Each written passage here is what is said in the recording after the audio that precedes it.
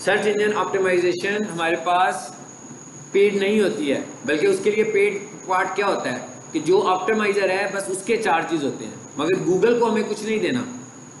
Website को rank करवाने के लिए एसईओ में हम गूगल को नहीं पे करते, ऑप्टिमाइजर को सर्विस चार्जेस ज़रूर देते हैं कि भाई ये सर्विस चार्जेस की मद में हम दे रहे हैं, मगर हम गूगल को कोई पैसे नहीं दे रहे कि भाई हम एसईओ कर रहे हैं तो ये गूगल को पे करना है हमने उसके लिए।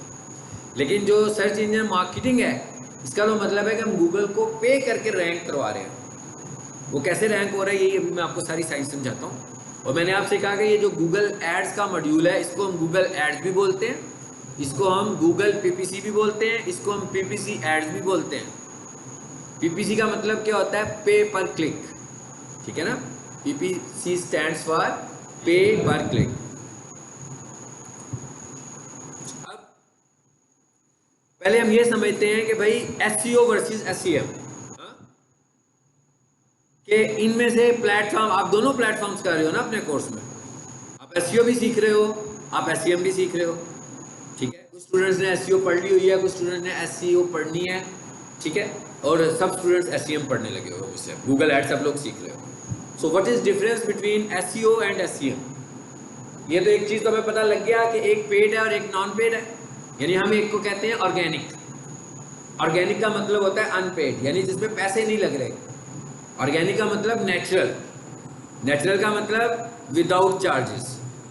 सिर्फ चार्जेस हम किसको दे रहे हैं? सर्विस चार्जेस दे रहे हैं। जो हमें सर्विसेज प्रोवाइड कर रहा है हम उसको सर्विस चार्जेस दे रहे हैं, मगर रैंक करने के लिए हम कोई सर्विस चार्जेस नहीं दे रहे प्लेटफॉर्म को।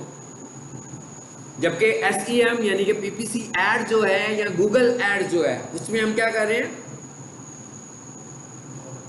उसमें हम गूगल को पे कर रहे हैं पर क्लिक, यानी हर क्लिक के लिए। अब एसईओ को रैंक करने का क्या तरीका है? एसईओ को रैंक करने के लिए तो हमें गूगल के स्टैंडर्ड्स अप्लाई करने हैं। मिसाल के तौर पर समझें, गूगल आपको कहता है कि भाई अपनी वेबसाइट को रैंक करवाना है तो ये 1000 फैक्टर्स हैं। इसे सपोज कर रहा हूँ मैं 1000 फैक्टर्स, फिक्स कोई फैक्टर्स नहीं है उसके, फिक्स फैक्टर्स बिल्कुल नहीं है। तो कहता है भाई इन फैक्टर्स को अप्लाई कर लो तो मैं तुम्हें रैंक कर दूंगा। अब वो जो 1000 फैक्टर्स फॉर एग्जाम्पल हमने डिसाइड सोचा है, अब वो मल्टीपल लोग हैं जो ये सर्विसेज प्रोवाइड कर रहे हैं, कंपटीटर्स हैं आपस में। जैसे हम कहें कंप्यूटर कॉलेज, बहुत सारे कंप्यूटर कॉलेज होंगे, एकेडमीज बहुत सारी एकेडमीज होंगी, ठीक है। इलेक्ट्रॉनिक्स की शॉप्स, बहुत सारी इलेक्ट्रॉनिक्स की शॉप होंगी। अब जो लोग इन कंपटीटर्स के बीच में से ज़्यादा फैक्टर्स अप्लाई करेगा वो टॉप पे आ जाएगा। इसका मतलब क्या हुआ? ये फैक्टर अप्लाई करना कोई एक दिन का घंटे का काम तो नहीं होगा ना, उसमें भी तो कुछ टाइम लगेगा। इसके लिए गूगल का जो मिनिमम टाइम पीरियड होता है वो 3 to 4 मंथ्स का होता है, मगर ये कोई फिक्स नहीं होता, ये डिपेंड करता है कंपटीशन पे। ऐसे ही है ना, जैसे मिसाल के तौर पर मैं कहता हूँ भाई यहाँ पर मैंने जूस कॉर्नर खोलने, अब मेरा वो जो जूस कॉर्नर है हो सकता है पहले महीने में चल पड़े, हो सकता है चौथे महीने में चले। लेकिन अगर मैं यहाँ पर जूस कॉर्नर खोलूँ और यहाँ पर ऑलरेडी 10-15 जूस कॉर्नर पहले भी हो, फिर क्या होगा? फिर तो मुझे पता है कि भाई अब साल मेहनत करनी पड़ेगी पहले, तभी यहाँ पर नाम बनेगा, नहीं तो लोग मेरे पास नहीं आएंगे। ऐसी है ना। तो उसका मतलब क्या हुआ कि इसका बहुत ज़्यादा इन्हिसार है कंपटीशन के ऊपर, कि जहाँ पर आप वेबसाइट लेकर आ रहे हो ऑनलाइन अपनी, जिसकी आप एसईओ करवा रहे हो, उसमें कंपटीशन कितना है। अगर उसमें कम कंपटीशन है तो रैंक जल्दी हो सकती है, लेकिन अगर उसमें ज़्यादा कंपटीशन है तो रैंक होने में भी टाइम लगेगा। तो ये तो हो गया एसईओ का। अब ये एसईएम क्या है जी?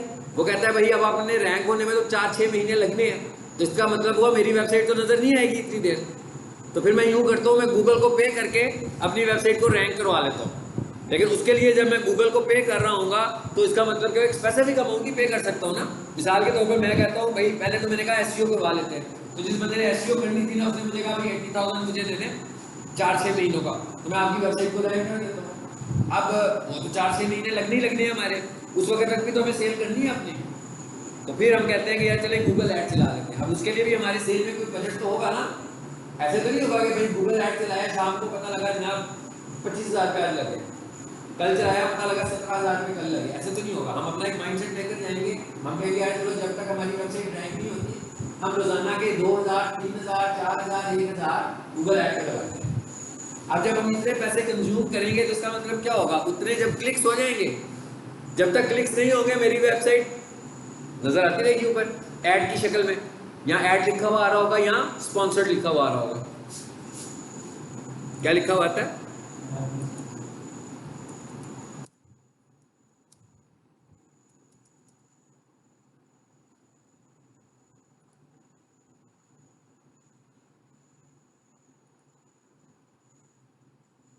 देखें जरा, क्या तस्वीर पे क्या लिखा हुआ आ रहा है? ऐड लिखा हुआ आ रहा है ना, यहाँ ऐड लिखा। अब बहुत सारी चेंजेस हो गई हैं। हाँ, बेसिकली ना ये जो ऐड की टर्म है ना, ये बड़ी पुरानी है गूगल के साथ, और गूगल की जो एडवर्टाइजमेंट है ये भी बहुत पुरानी है। और पहले तो ये होता था गूगल ऐड का अकाउंट, इसका नाम होता था गूगल एडवर्ड। अभी भी कई लोग इसको इसी नाम से पुकार रहे होते हैं। हाँ, लेकिन ये अब इसका नाम नहीं है, गूगल ने इससे तंग आकर इस नाम को चेंज किया हुआ है।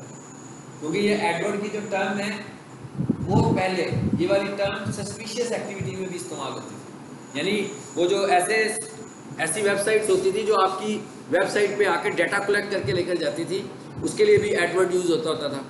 सो उसकी वजह से ये कुछ कंफ्यूजन था कि भाई ये गूगल ऐड तो फिर सही नहीं है। अब गूगल ऐड का नाम चेंज हो चुका हुआ है, अब इसका नाम गूगल एडवर्ड नहीं है। तो जब तक ये गूगल ऐड चलती थी उस वक्त सिर्फ ऐड ही लिखा हुआ आता था इसके साथ। तो एक उस वक्त का माइंडसेट है लोगों का कि भाई ये गूगल ऐड ठीक नहीं है, ये कोई सही चीज़ नहीं है, इसको स्किप करो और नीचे जाकर देखो। पहले ये ट्रेंड होता था, पहले लोग एड्स देखते ही नहीं होते थे, डायरेक्ट वेबसाइट पर जाते थे। वो समझते थे जो ऐड है ना ये ठीक नहीं है, जो असल वेबसाइट आएगी वही ठीक होगी। पहले ये ट्रेंड था, अब ऐसा नहीं है। इसलिए जो ऐड की टर्म थी वो इतनी पॉपुलर टर्म नहीं रही। आप देखते हो फेसबुक पर भी टर्म आती है एड्स के लिए, वो क्या होती है? हाँ भाई, फेसबुक पर ट्विटर्स, फेसबुक पर कोई ऐड चल रहा होगा, क्या लिखा हुआ आ रहा है और एक ही आता है, उसमें नहीं चेंज आते। उसमें नहीं मैंने कहा था कि कभी स्पॉन्सर लिखा होगा, कभी कुछ और लिखा होगा। फेसबुक सिर्फ स्पॉन्सर लिखता है, लेकिन गूगल पहले ऐड लिखता था सिर्फ। लेकिन फिर उसने देखा कि भाई ये ऐड की रेपुटेशन कोई इतनी अच्छी नहीं रही है। बहुत साल पहले की बात कर रहा हूँ मैं, मतलब ये कल की बात नहीं कर रहा, या पिछले हफ्ते की बात नहीं कर रहा, ये उस वक्त की बात कर रहा हूँ जब गूगल एड्स गूगल एडवर्ड के नाम से मशहूर था। तो उन्होंने कहा कि भाई अब हम वो टर्म्स इस्तेमाल करते हैं जो ज़रा हमें अच्छा रिजल्ट दें। तो उन्होंने कहा गूगल ऐड को ख़त्म नहीं करेंगे हम, ऐड भी लिखा हुआ आएगा, कभी ऐड भी नज़र आएगा, कभी स्पॉन्सर्ड लिखा हुआ नज़र आएगा, कभी एडवर्टीजमेंट लिखा हुआ नज़र आएगा, कभी प्रमोशन लिखा हुआ नज़र आएगा। अगर आप ये मैं अभी आपको बताया है और आप घर जाकर प्रैक्टिस कीजिएगा, मुख्तलिफ कीवर्ड लिख के देखिएगा, तो जिनके एड्स आ रहे होंगे ना, तो ये टर्म्स रोटेट होती हैं।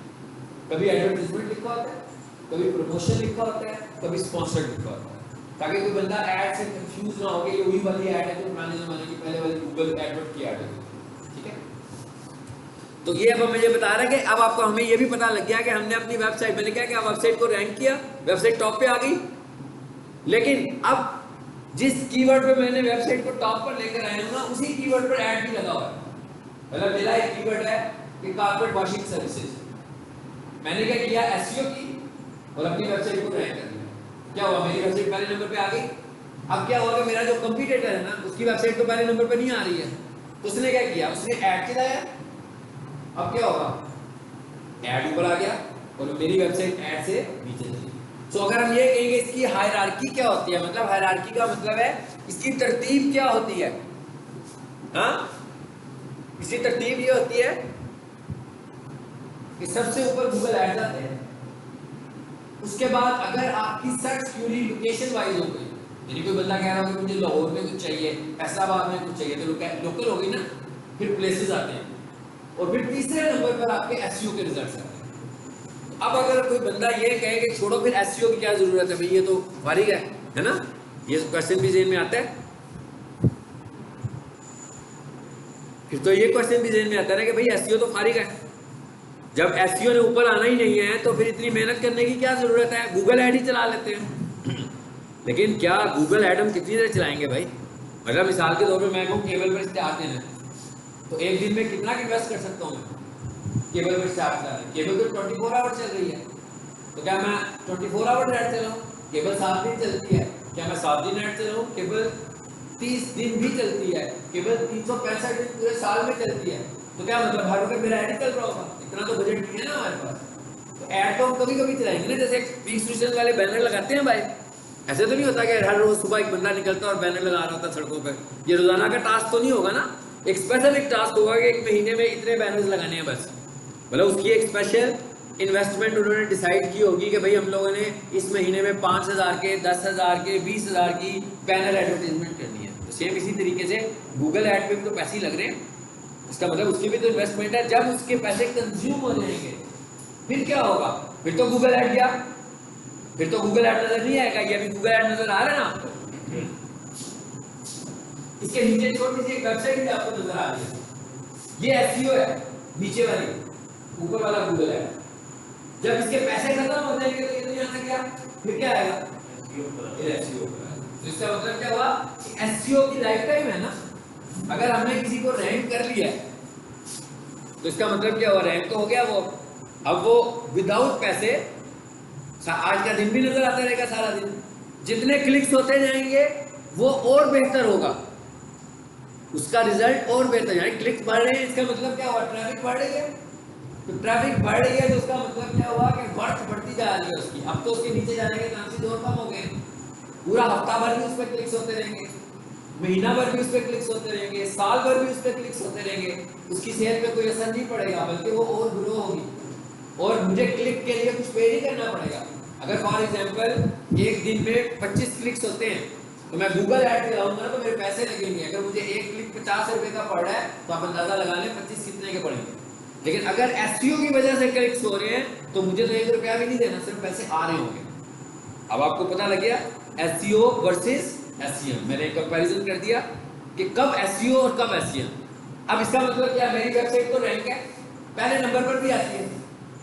अब मेरा कंपटीटर जो है जब सीजन आता है ना, वो क्या करता है, सीजन में आकर वो एड्स चलाता है। ठीक है, मेरा जो कंपटीटर है, अब मैं क्या करूंगा भाई, अब मेरा कंपटीटर ऐड चला रहा है, मैं तो नीचे चला गया ना। जब तक उसका ऐड चलेगा 1 घंटे ही बेशक चले, 2 घंटे चले, 3 घंटे चले, उस वक्त तक तो मैं नीचे ही रहूंगा। अब मैं क्या स्ट्रेटेजी अपनाऊंगा, मैं देखूंगा वो कब ऐड चलाता है, मैं भी उसके साथ ऐड चलाना शुरू करूंगा। लेकिन उस वक्त तक ऐड चलाऊंगा जब तक उसका ऐड चलेगा। जब उसके ऐड के पैसे पूरे, मैं अपना ऐड पॉज कर दूंगा और फिर क्या होगा, मेरे रिजल्ट्स ऊपर नजर आ रहे होंगे। ठीक है, तो ये स्ट्रेटेजी हमें यूज करनी है गूगल के ऊपर एडवर्टाइजमेंट करने के लिए, हमें नजर रखनी पड़ेगी। ठीक है, क्या हो रहा है, हमारा कंपटीटर इस वक्त क्या कर रहा है, क्या हमारे कंपटीटर की वेबसाइट रैंक है, नहीं रैंक तो इसका मतलब है वो गूगल ऐड में गया हुआ। समझ में आ गई साइंस?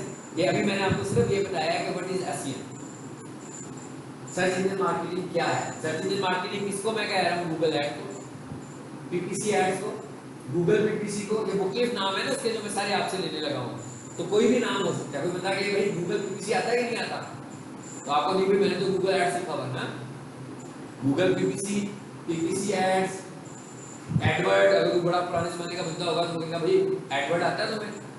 अब एडवर्ड आते तो उनमें तो है ही नहीं है ना, कि है एडवर्ड, नहीं है। जैसे मैं कहूँ ना गूगल माई बिजनेस नहीं है, नवंबर 22 तक गूगल माई बिजनेस होता था।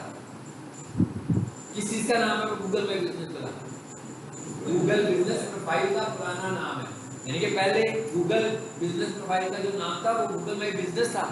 पहले गूगल माई बिजनेस का एक मोबाइल ऐप भी होता था गूगल बिजनेस के नाम से, यानी मैं उस ऐप को इस्तेमाल करके भी पढ़ाता होता था स्टूडेंट्स को। नवंबर 22 में उन्होंने उसका नाम भी चेंज किया, उसमें बग्स थे बड़े, और उन्होंने ऐप को खत्म कर दिया। और उन्होंने कहा कि अब जो कुछ जिसने करना है वो डायरेक्ट गूगल पर आए और गूगल बिजनेस प्रोफाइल में आके काम करे। जिन्होंने गूगल बिजनेस प्रोफाइल का मॉड्यूल पढ़ा है, ये बात उन्हें समझ में आ रही होगी, जिन्होंने नहीं पढ़ा उन्होंने भी पढ़ना है। ठीक है, गूगल बिजनेस प्रोफाइल आप लोग ऊपर से मॉर्निंग की से शिफ्ट हुए, कौन कौन मॉर्निंग से शिफ्ट हुए, एक आप और एक आप, बाकी आप न्यू स्टूडेंट हैं।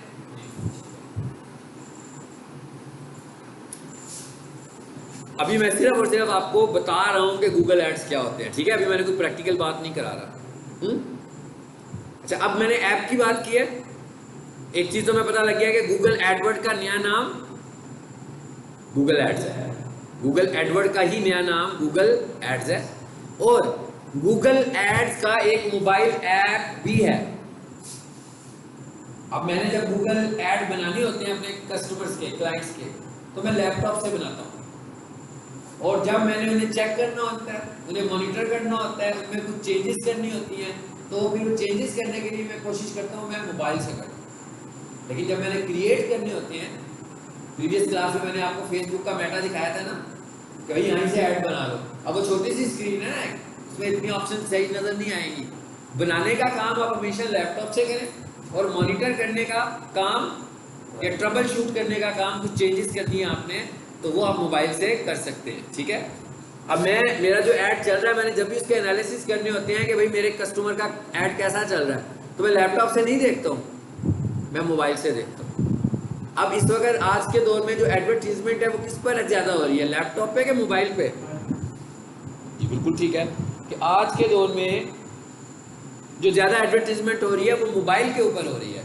इसका मतलब क्या हुआ कि हम ये चाहते हैं कि हमारा जो कंटेंट है किसी भी सूरत में है, चाहे वो एसईओ है चाहे वो एसईएम है, दोनों सूरतों में वो मोबाइल पे ज़्यादा नज़र आए, इसलिए कि ज़्यादा कन्वर्जन मोबाइल के ऊपर है।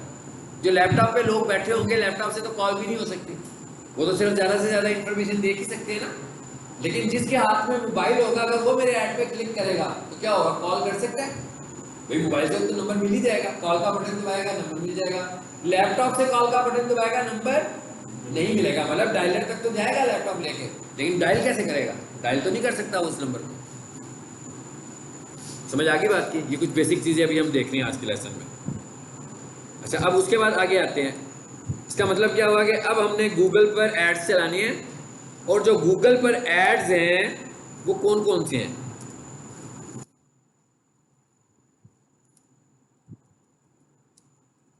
हाँ जी, पहला सर्च एड्स,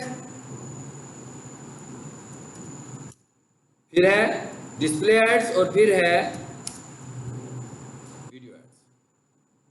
यानी इसका मतलब क्या हुआ कि ये जो गूगल ऐड है ये 3 तरह के ऐड चलाएगा। पहला ऐड है सर्च ऐड। सर्च ऐड का मतलब है सर्च इंजन एड्स, मतलब जो ऐड गूगल के सर्च इंजन पर चलते हैं उनको हम बोलते हैं सर्च एड्स। सर्च इंजन का क्या मतलब है भाई, आपके हाथ में मोबाइल है ना, कोई भी चीज देखनी होती है तो आप क्या करते हो, गूगल करते हो, तो क्रोम खुलता है।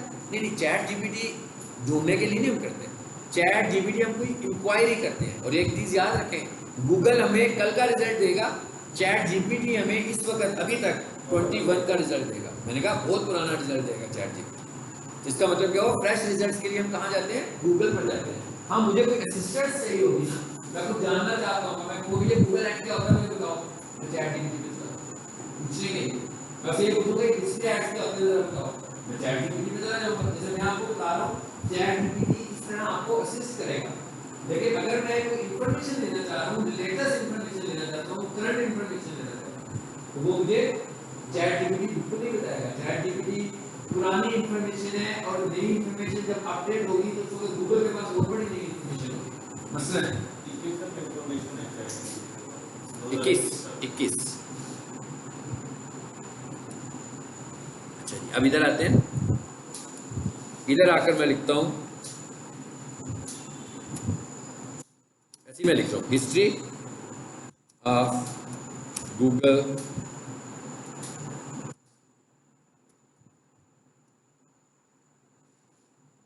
ये मैंने एक सर्च टर्म लिखी है, वैसे ही गूगल पे लिख दिया सिर्फ, ठीक है। तो अब देखते हैं आगे क्या है।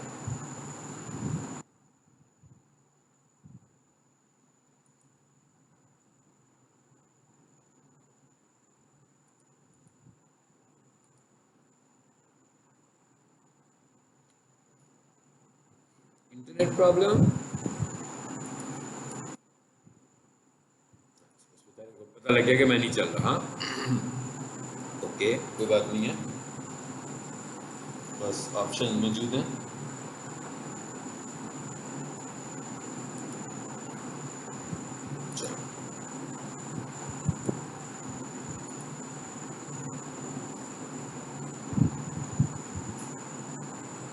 इसको उतारें थोड़ी देर के लिए। इस दफा मैं इमेज पे नहीं आ रहा, हाँ इस दफा मैं ऑल पर आ गया हूं।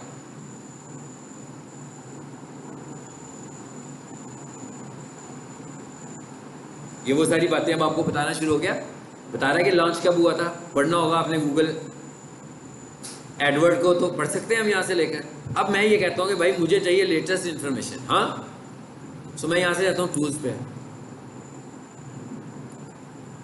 ये क्या लिखा हुआ है, एनी टाइम, देखिए क्या लिखा हुआ है, past hour, past 24 hour, past week, past month. कितनी अपडेटेड इंफॉर्मेशन दे रहे हैं हमें। और ये सारा, और जो चैट जीपीटी है उसका सोर्स क्या है, गूगल है। चैट जीपीटी का सोर्स गूगल है, लेकिन चैट जीपीटी हमें जो इन्फॉर्मेशन देता है वो बहुत डिटेल्ड इन्फॉर्मेशन देता है। गूगल पे जब हम कोई सर्च क्वेरी करते हैं तो क्या होता है, वेबसाइट्स आती हैं, उन वेबसाइट पे जाकर हमें खुद देखना है कि कहाँ मटेरियल पड़ा हुआ है। लेकिन चैट जीपीटी क्या करता है, उन वेबसाइट के अंदर से उसने एक्सट्रैक्ट करके चीजें अपने पास रखी हुई हैं, फिर उसका ऑटोमेटेड सॉफ्टवेयर उसको ट्रांसलेट करके हमें बता देता है कि क्या चीज है। मैं कहता हूँ पास्ट मंथ, अब मैंने क्या कहा उसे, पिछले 1 महीने की मुझे बताओ। अच्छा, अब ये क्या लिखा मैंने, हिस्ट्री ऑफ गूगल एडवर्ड। मैं कहता हूँ हिस्ट्री ऑफ गूगल एड्स, लिखे जरा, इसको भी हम पढ़ेंगे तो नीचे सारी आएगी हिस्ट्री। आ रहा है? अच्छा, अब मैं अगर लिखता हूँ history of Google my business,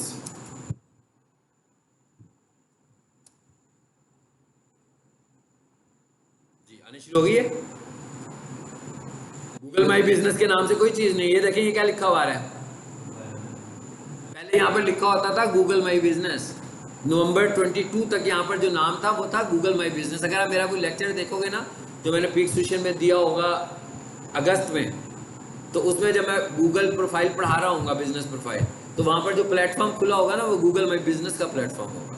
लेकिन नवंबर के बाद जब मैंने पढ़ाया होगा, तो वहाँ पर जो मैं चीज़ें दिखा रहा हूँ वो गूगल बिजनेस प्रोफाइल की चीज़ें दिखा रहा हूँ। तो ये सारी चीज़ें हमें पता कब लगती हैं, जब हम गूगल पे रहते हैं। तो आपको डिजिटल मार्केटिंग एक ऐसी फील्ड है कि आपको किताबें भी नहीं पढ़नी इसकी, हाँ, क्योंकि अगर मैं किताबें पढ़ूंगा तो मैं पुराने नॉलेज के साथ चलूंगा, नए नॉलेज के साथ नहीं चलूंगा। अगर आपको नए नॉलेज के साथ चलना है तो आपको गूगल पे पढ़ना है, जो कुछ पढ़ना है गूगल से पढ़ना है, और पढ़ते हुए फिर क्या करना है, टूल्स में से जाकर टाइम भी सेट करना है कि भाई मुझे पुरानी इन्फॉर्मेशन नहीं चाहिए, मुझे लेटेस्ट इन्फॉर्मेशन चाहिए। ठीक है, समझ आ गया? जी, इस अब देखें ना यहाँ पर क्या है, इसका क्या मतलब है, कोई ऐड तो नहीं आ रही। हो सकता है अब इस पे ऐड होगी किसकी, history of Google my business, इस पर कौन ऐड चला सकता है, वाला सिर्फ गूगल ही चलाएगा। इस पर अगर ऐड आएगा तो गूगल का आएगा। हो सकता है आप मोबाइल पर लिखो तो गूगल एड्स का इश्तेहार इस पे आ जाए। वो ऐड किसका होगा, असल में गूगल का ऐड चला होगा, क्योंकि हमारा टॉपिक ऐसा है ना। अच्छा, अगर मैं यहाँ लिखूँ एक और चीज़, इसलिए आपको मैं माइंड खोलने के लिए सारी बातें लिख रहा हूँ, हिस्ट्री ऑफ वेबसाइट एसईओ। अब मैंने क्या कहा उसे, बता दिया उसने कब शुरू हुई है, आ गई है कि पहली वेबसाइट की एसईओ कब की थी उन्होंने, 97 में, 1997 में। इससे पहले उन्हें एसईओ की जरूरत ही नहीं थी। क्यों नहीं थी जरूरत? आप किसी छोटे से गांव में चले जाओ, बहुत ही छोटा सा गांव है, कोई बंदा रेलवे, मतलब बहुत छोटा सा गांव हो, रेलवे स्टेशन पे उतने आपको घर का भी ना पता हो किसी के, बहुत थोड़े लोग हैं भाई। आपको वो जमीर साहब कहाँ रहते हैं, है ना, बता देंगे ना वो कहाँ रहते हैं, इसलिए कि लोग थोड़े हैं वहाँ पर। तो जब तक वेबसाइट थोड़ी थी, एसईओ की ज़रूरत नहीं थी। अब वेबसाइट्स की तादाद बढ़ गई तो कंपटीशन बढ़ गया। अब फैसला करना है गूगल ने कि भाई मैंने ऊपर किसको दिखाना है और नीचे किसको दिखाना है, इसलिए अब एसईओ की ज़रूरत पड़ी। सो पहले तो एसईओ हो ही नहीं रही थी, मतलब 96 में एसईओ की ज़रूरत नहीं थी, 95 में एसईओ की ज़रूरत ही नहीं थी, कि वेबसाइट्स ही बहुत कम थी। लेकिन जैसे जैसे वेबसाइट्स बढ़ी, 97 में उन्हें एहसास हुआ कि नहीं भाई अब रैंक होना चाहिए। तो अगर किसी ने ये पढ़ना हो तो यहाँ से ये आर्टिकल पढ़ सकते हैं आप कि एसईओ हमने कब शुरू किया। चलो अब आ जाते हैं अगले टॉपिक्स पे। ऐसे ऐड जो सर्च इंजन पर चल रहे हैं उन्हें हम क्या बोलते हैं, सर्च एड्स। ये सर्च इंजन था, लेकिन आप देखेंगे कि मोबाइल के ऊपर सर्च इंजन पे ऐड बहुत ज़्यादा होंगे, लेकिन लैपटॉप के सर्च इंजन पर ऐड बहुत कम होंगे। उसकी वजह क्या है? उसकी वजह यह है कि लैपटॉप पे कन्वर्जन बहुत कम है और मोबाइल पे कन्वर्जन, यानी मैं भी अगर अपने क्लाइंट्स की ऐड चला रहा हूँ ना, तो मैं प्रायोरिटाइज किया हुआ है उसको कि भाई लैपटॉप पे ना चले। मैं लैपटॉप पे चलाता ही नहीं हूँ ऐड, मैं सारे ऐड कहाँ चलाता हूँ, मोबाइल पर। इसका क्या मतलब है? इसका मतलब है कि मेरा ऐड मोबाइल पर नजर आए, लैपटॉप पे ना नजर आए या बहुत कम नजर आए। मुझे पता है कि अगर लैपटॉप पे मुझे क्लिक्स भी हुए तो मुझे पैसे ही पड़ेंगे, मुझे फायदा कुछ नहीं होना उस क्लिक का, मतलब उस क्लिक से मेरे कन्वर्जन बहुत कम है। लेकिन जिस बंदे के हाथ में मोबाइल है, उसने अगर कोई सर्विस लेनी है, उसको मेरा ऐड नजर आएगा, वो कॉल का बटन प्रेस करेगा तो डायलर में भी जाएगा, जब वो डायलर में आएगा तो कॉल भी होगी। लेकिन अगर वो लैपटॉप पर होगा और वो डायलर में जाएगा तो कॉल तो नहीं होगी। अगर कॉल नहीं होगी तो मुझे 50, 60, 70, 100 रुपये तो पड़ गया ना। यानी अभी मैं इधर से कोई ऐड खोलूँ लैपटॉप में, ठीक है, और मेरे बच्चे की ड्यूटी लगा दो, भाई मैं खाना खाने जा रहा हूँ, अपने क्लिक करते रहना, उसमें डायरेक्ट तो कटने जा रहे हैं ना क्लिक्स। जितनी बार क्लिक करेंगे क्या होगा, उसके पैसे कटने, उस एडवर्टाइजर के पैसे कटने, उसे कुछ मिल भी क्या बोलते हैं। जब आपको एनालिसिस करेगा पता लगेगा जनाब उसको तो 50 क्लिक्स हुए थे और 50 क्लिक्स के अगेंस्ट इतने सारे उसने पैसे भी पे कर दिए, लेकिन बिजनेस कोई नहीं आया क्योंकि उसका जो प्लेटफॉर्म था वो ठीक नहीं। तो ये इसका एक बग है, इशू है इसमें। ऐसा भी हो सकता है, ऐसा भी हो सकता है कॉम्पिटिटर गुस्से में आए क्योंकि यार मैंने तो इतनी अच्छी एसईओ की थी, ये बता ऐसे लगाना शुरू हो गया ना, वो अपने दूसरा बंदों की ड्यूटी लगाएगी कि तुमने इसके ऐड में क्लिक कर, चलो और कुछ नहीं तो इसके पैसे तो लगवाऊंगा मैं, और कुछ नहीं होगा। हाँ, ताकि उसका कंज्यूम करे, बजट उसका कंज्यूम करे जो उसने आज का बजट लगाया। अब ऐसे एड्स, डिस्प्ले एड्स कौन से होते हैं जो वेबसाइट्स पे चलते हैं? आप उर्दू पॉइंट की वेबसाइट पढ़ रहे हो, कितनी सारी वेबसाइट होती हैं जिसपे कितने गूगल एड्स आ रहे होते हैं जिनके ऊपर ग्रे कलर में क्रॉस बना हुआ आ रहा होता है, वो सारे के सारे डिस्प्ले एड है जिसमें तस्वीर नजर आ रही है आपको, इमेज की शक्ल में ऐड चल रहे हैं, वीडियो नहीं है, तस्वीर की बात कर रहे हैं। वो कौन से ऐड होते हैं? वो डिस्प्ले ऐड। तीसरी कैटेगरी कौन सी है? यूट्यूब पर भी तो ऐड आते हैं, वीडियो चल रही है, एकदम एक वीडियो आ गई है 4-5 सेकंड के लिए, वो कहता है देखो, 5 सेकंड के बाद कुछ वीडियोस पर आ जाता है स्किप वीडियो, आता है ना, वो भी गूगल है, लेकिन वो कौन सा ऐड है? वीडियो है। इसमें भी दो कैटेगरीज हैं, एक स्किप ऐड यानी स्किपेबल एड्स और एक नॉन स्किपेबल एड्स। जो स्किपेबल ऐड होगा उसमें जो 5 सेकंड तक ऑप्शन मिल गया ना, 5 सेकंड तक की एडवर्टाइजमेंट होगी, उसके बाद उसको स्किप कर देगा। लेकिन एक नॉन स्किपेबल ऐड है और किसी की वीडियो अगर 10 मिनट की है तो वो जिसकी वीडियो पर आएगा वो फंस गया, पहले उसकी वीडियो देखेगा तभी भाई जाएगा, तो अगर नहीं देखना चाहता तो 2-3 मिनट के बाद वैसे ही वो बंद कर देगा कि भाई ये खत्म ही नहीं हो रहा, मैं दोबारा चलाता हूँ, या मैं इस चैनल से नहीं देखता, किसी और चैनल से देखता हूँ। तो वो कौन से ऐड है? वो नॉन स्किपेबल ऐड, आप उसे स्किप कर ही नहीं सकते जब तक वीडियो पूरी नहीं होगी, वो पूरी आपको वीडियो। तो ये सारे ऐड हम लगा कैसे रहे? गूगल एड्स से, ठीक है।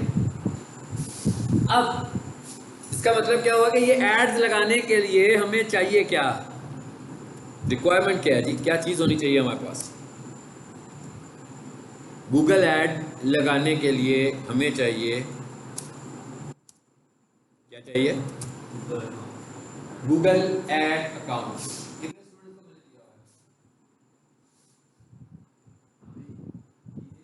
है? कितने लोगों के पास है? बाकी लोगों के पास नहीं है। हाँ, अब गूगल ऐड अकाउंट ऐसे लिखिए जैसे हम जीमेल बना लेते हैं। हाँ, मतलब जीमेल तो बन गई ना हमारी, फ्री में बन जाती है, पैसे तो नहीं लगते जीमेल में, मगर गूगल ऐड अकाउंट बनाने के लिए मुझे पेमेंट मेथड ऐड करना। भाई गूगल ऐड है क्या? एड्स ही तो है। एड का मतलब क्या है? गूगल को पे करना है। तो इस ऐड अकाउंट को बनाने के लिए हमें गूगल को अपना पेमेंट मेथड बताना पड़ेगा कि भाई हम किस क्रेडिट कार्ड से या किस डेबिट कार्ड से या किस वीजा कार्ड से आपको पैसे देंगे। जैस कैश से भी दे सकते हैं, इजी पैसा से भी नहीं दे सकते, ठीक है। हमें इंटरनेशनल पेमेंट मेथड यूज करना है, वीजा कार्ड।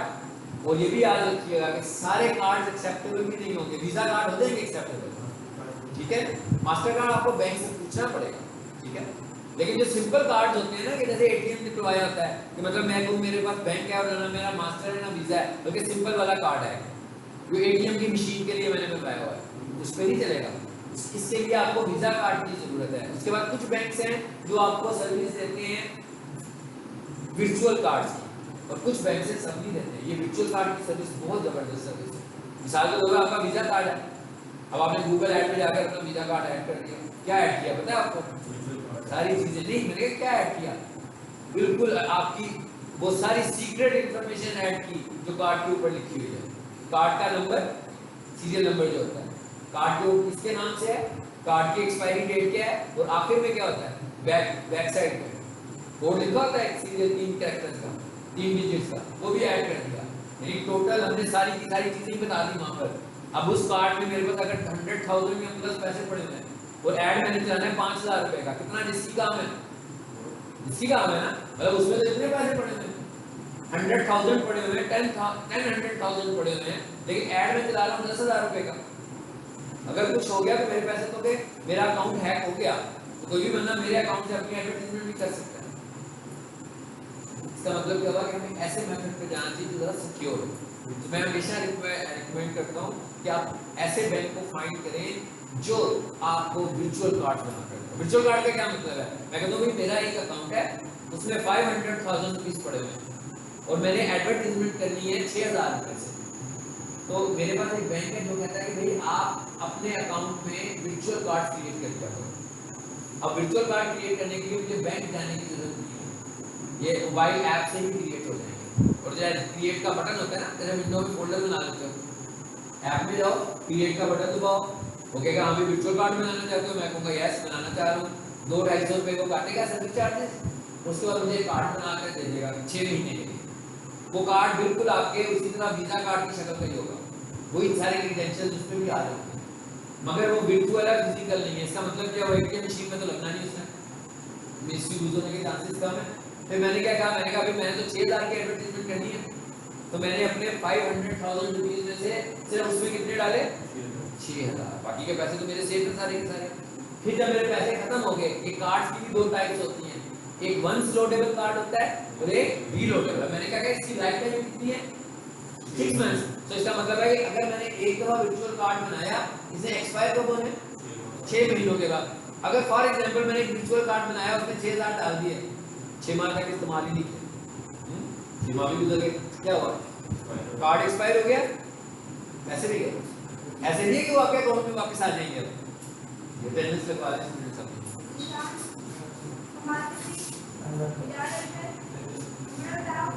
का कोर्स कंप्लीट हो रहा है, हाँ बिफोर 26 आप मुझे अपनी असाइनमेंट भेज दीजिएगा, इसलिए मैं कह रहा हूँ कि साथ साथ सारी बनानी शुरू कर दो, ठीक है। चलिए वापस आ जाए, क्या बता रहा था मैं, गूगल ऐड अकाउंट और वर्चुअल कार्ड का बता रहा था, हाँ। तो इस तरीके से वर्चुअल कार्ड आप बना सकते हैं और उसके चार्जेस भी इतने ज़्यादा नहीं होते। और मैंने आपसे कहा कि वर्चुअल कार्ड में अगर हमने एक दफ़ा पैसे डाल दिए, कार्ड की लाइफ टाइम ख़त्म होगी। हर वर्चुअल कार्ड 6 माह के लिए होता है, 6 माह के बाद उसने एक्सपायर होना है। एक रीलोडेबल होता है और एक लोडेबल होता है, दोनों के सर्विस चार्जेस तकरीबन एक जितने ही कटते हैं। तो अगर आप रीलोडेबल बनाओगे, उसका फ़ायदा होगा कि अगर आपने एक दफ़ा 6000 यूज़ कर लिए, अब आपने एक और ऐड चलाना है, फिर उसमें 6000 और ऐड कर दो उसी कार्ड के अंदर। जब आप दोबारा उसमें पैसे ऐड करोगे, फिर कोई सर्विस चार्जेस नहीं कटेंगे, सिर्फ एक ही दफ़ा पैसे कटेंगे जब आप कार्ड क्रिएट कर रहे होंगे, ठीक है। सो अब हमें चाहिए क्या, गूगल ऐड अकाउंट। तो जितने भी न्यू स्टूडेंट्स हैं वो सब इस ग्रुप में आज अभी हम आपको ऐड करता हूँ मैं। जो न्यू स्टूडेंट्स आए हैं, जिनके एडमिशन हुए हुए हैं, जो ऊपर से नीचे आए हैं, इस ग्रुप में आ गए हो, आपके नहीं आए हो जो, अच्छा मैं आपको अभी इस ग्रुप में लेता हूँ। तो सब स्टूडेंट्स ने, जो न्यू स्टूडेंट्स हैं, जिन्होंने मुझे अभी तक अपने जीमेल नहीं दिए हुए, एक तो मैंने कहा ना ऐड अकाउंट होना चाहिए, तो अगर आपके पास ऐड अकाउंट ही नहीं है तो आप प्रैक्टिस तो नहीं कर सकते ना गूगल एड्स की। तो मैं आप लोगों को एक्सेस दे देता हूँ अपने गूगल ऐड अकाउंट, ठीक है, ताकि आप लोग उस पर प्रैक्टिस करें। सिर्फ प्रैक्टिस करने, ऐड को पब्लिश नहीं करना।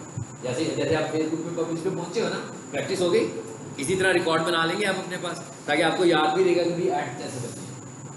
तो जितने भी न्यू स्टूडेंट्स हैं, सब लोग अपना अपना जीमेल मुझे ग्रुप में शेयर कर दें, उनको मैं एक्सेस दूंगा। जिसको मैं एक्सेस दूंगा उसको जीमेल आएगी, उसके उसी मेल के ऊपर वो उस लिंक पे क्लिक करेगा तो वो सीधा गूगल ऐड अकाउंट में चला जाएगा। और उसके बाद गूगल वाले एक 2 फैक्टर वेरिफिकेशन करेंगे, उसके मोबाइल पर कोड भेजेंगे उसके मोबाइल पर। जब वो कोड अप्रूव हो जाएगा तो उनका एक्सेस उनको मिल जाएगा गूगल ऐड अकाउंट में। इसमें ये क्या, इसका फायदा क्या आपको हो रहा है, अगर कोई स्टूडेंट अपना खुद से ऐड अकाउंट बनाना चाहते हो, अपना पेमेंट मेथड ऐड करके, तो बहुत अच्छी बात है, हाँ, वो अपना ऐड अकाउंट खुद बना सकते हैं, अपना पेमेंट मेथड ऐड। तो एक और चीज याद रखनी है कि गूगल ऐड अकाउंट बनाने का मतलब ये बिल्कुल नहीं है कि आप गूगल को पहले पैसे दे दें। गूगल को आप अपना सिर्फ पहले पेमेंट मेथड बता दें। अगर फॉर एग्जाम्पल मेरे वीजा कार्ड में इसके 10,000 पड़े हुए हैं और मैंने अपना वीजा कार्ड गूगल को बता दिया, तो पैसे वो उस वक्त काटेगा जब मैं ऐड चलाऊंगा। जब तक मैं ऐड नहीं चलाता, सिर्फ उसने मेरा कार्ड एक्सेप्ट किया, पैसे नहीं काटता। इसी तरह के पैसे ना कुछ सर्विस चार्जेस कटेंगे ना कुछ कटेगा, पैसे सिर्फ उस वक्त कटेंगे जब आपका ऐड पब्लिश होगा और शाम तक कंज्यूम होगा। जब कंज्यूम होगा आपका ऐड के भी आपने 1000 रुपये का बजट लगा के ऐड चला दिया और दिन पूरा हो गया, तो आप उसे पैसे गूगल जो है वो मिनिमम पेमेंट जो एक्सेप्ट करता है जब आपने ऐड चलानी होगी, तो जो मिनिमम पेमेंट एक्सेप्ट करता है that is equal to 600 rupees, ठीक है। मिनिमम 600 रुपये उसने ऐड करने, यानी अगर फॉर एग्जांपल आप ऐड चलाने लगे हो, अपना पेमेंट मेथड भी ऐड कर देते हो और उसके बाद आप उसको 300 पे करते हो कि भाई $1 पे कर देता हूँ, तो गूगल ऐड इतने पैसे नहीं लेगा। गूगल ऐड तकरीबन $2 से $3 लेता है, ठीक है। यानी उसका जो मिनिमम एक्सेप्टेबल अमाउंट होता है वो 600 रुपीज़ होता है। इसका मतलब क्या हुआ कि हमें अपना काम शुरू करने से पहले सबके पास गूगल ऐड अकाउंट होना चाहिए। अगर वो अपना बनाना चाहता है कोई स्टूडेंट तो वो अपना ईमेल शेयर ना करे, लेकिन जिसने जिसने भी गूगल ऐड अकाउंट की परमिशन मुझसे लेनी है, आज के आज उसने मुझे अपना ईमेल भेजना है ग्रुप में, ठीक है। तो जिसका ऐसे ना हो कि अब वो हफ्ता भर मुझे ईमेल ही आते रहे, हाँ, कि एक दिन एक का आ रहा है तो एक दिन दूसरे का आ रहा है तो एक दिन तीसरे का, एक ही दिन में मुझे भेजे, ताकि जब मुझे फील होगा कि शाम तक सबके आ गए हैं, फिर मैं सबको एक्सेस दे दूंगा और वो उसे यूज़ कर लेंगे। और फॉर एग्जांपल अगर किसी को मोबाइल का इशू कर रहा होगा, यानी वेरीफाई करना है उसने आपके जीमेल को, तो अगर आपके जीमेल के साथ कोई प्रॉब्लम होगा, आपके मोबाइल नंबर के साथ कोई प्रॉब्लम होगा, तो गूगल अगर उसे एक्सेप्ट नहीं करेगा तो उस पर फिर हम कुछ नहीं कर सकते। फिर आपको करना क्या पड़ेगा, फिर आप मुझे बताइएगा और अपना जीमेल चेंज कीजिएगा, यानी फिर आप मुझे दूसरा जीमेल भेजिएगा और दूसरा मोबाइल नंबर यूज़ करें। क्योंकि अगर वो, देखिए मैंने क्या कहा, वो वेरीफाई करेगा ना आपके मोबाइल को और वेरीफाई करेगा आपके जीमेल को। अगर उसे कुछ फील होगा कि भाई ये सस्पिशियस अकाउंट है किसी तरह का, कोई इसमें काम ठीक नहीं होता रहा, तो वो फिर उसको एक्सेप्ट नहीं करेगा गूगल ऐड के लिए, ना वो मोबाइल नंबर एक्सेप्ट करेगा। फॉर एग्जांपल एक मोबाइल नंबर एक से ज़्यादा जगहों पर पहले भी ऐड हुआ है, तो अब आप जिसके ऊपर ये ले रहे हो उसमें भी आपने वही मोबाइल नंबर दिया हुआ है, अब इसको भी ऐड नहीं करेगा वो। गूगल कहता है कि ये आपका मोबाइल यूनिक होना चाहिए, सिर्फ एक अकाउंट में हो। अगर वो दूसरे अकाउंट में होगा तो उसको भी, ये वो बता रहा हूँ जो इश्यूज आएंगे आपको। तो इस इश्यूज का हल सिर्फ क्या होगा, मतलब इस इशू का हमारे पास कोई हल नहीं है। इस इशू का क्या हल है, नया मोबाइल नंबर, नया जीमेल, और कोई हल नहीं है। और जब नया लोगे तो मोबाइल ऐसा लीजिएगा, यूज़ कीजिएगा जो आपको कंफर्म हो गई इस मोबाइल के साथ आपने कोई जीमेल वेरीफाई नहीं कराया होगा, ठीक है। क्योंकि अगर आपने उस मोबाइल से कोई और जीमेल वेरीफाई कराया होगा तो वो इसको नहीं करेगा, क्योंकि ये बहुत सेंसिटिव काम हो रहा है। आप उस पर जा रहे हो ना, एड्स पे जा रहे हो जहाँ पर पेमेंट मेथड इन्वॉल्व है, सो गूगल इसको बहुत ज़्यादा सेंसिटिवली देखता है इन चीज़ों को। ये था हमारा आज का एक इंट्रोडक्शन, और अगली क्लास में मैं आप लोगों को एक्सेस भी दूंगा। और इसमें गूगल ऐड जो हमारे चल रहे हैं, जो मैं कह रहा हूँ ना सर्च ऐड कहाँ पे आता है, सर्च इंजन में। इसका मतलब क्या हुआ कि सर्च इंजन में खुद ब खुद तो कुछ नजर नहीं आता। क्या आता है खुद नजर, गूगल पे खुद ब खुद तो कुछ नहीं आता ना, कैसे आता है, सर्च करने से आता है। इसका मतलब क्या हुआ कि जो सर्च एड्स होंगे ये कीवर्ड डिपेंडेंट होंगे। तो अगला जो हमारा लेसन होगा वो यही होगा कि गूगल एड्स के लिए कीवर्ड्स क्या होते हैं, कैसे बनाते हैं, और कीवर्ड्स की टाइप्स क्या होती हैं, स्पेशली गूगल एड्स के लिए हम बात करेंगे, ठीक है। और अगले ऐड तक सब लोग मुझे आज रात तक अपने अपने जीमेल न्यू स्टूडेंट्स जो है वो भेज दें, जिन्होंने अपना फेसबुक का मॉड्यूल कंप्लीट किया है और गूगल एड्स में आए हैं वो लोग मुझे भेज दें। जिन्होंने मुझे पहले भेजा हुआ है और उन्हें मैंने पहले ही प्लानर में ऐड किया हुआ है, ठीक है, तो उसके पास गूगल ऐड का एक्सेस है, उनको मैंने गूगल ऐड का एक्सेस ऑलरेडी दिया हुआ है। तो न्यू स्टूडेंट्स है ना, उन्होंने मुझे जीमेल्स भेजने हैं, ठीक है।